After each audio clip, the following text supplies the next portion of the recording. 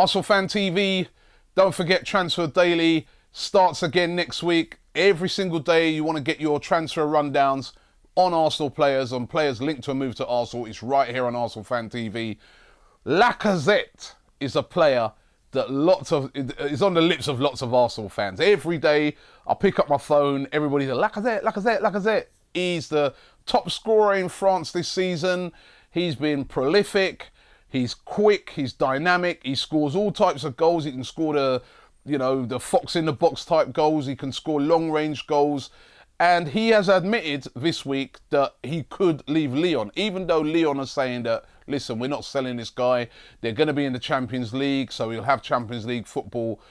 But it looks like he could be lured away. Now, it's going to cost a lot of money. Remember, even though he's done brilliantly in France last season, he's unproven. He's just sort of emerged. His story's been a bit like what you'd say Harry Kane's been in England, where a player's just emerged. And when I speak to a lot of people about Harry Kane, they're like, yeah, but it's his first season. What do we know what he's going to do like next year? Blah, blah, blah. So the same is going to be the same for Lacazette. I know a lot of people are getting excited about him, but would he be able to reproduce that in the Premier League? That would be the question, and that would be the gamble. He's still very young, but it would be a gamble bringing in Lacazette for big money because he's going to cost 30 million plus. Any player that scores that amount of goals in a season that is wanted by all the top clubs in Europe is going to cost that sort of money. Is Lacazette worth that money? That's what Arsene Wenger is going to have to decide.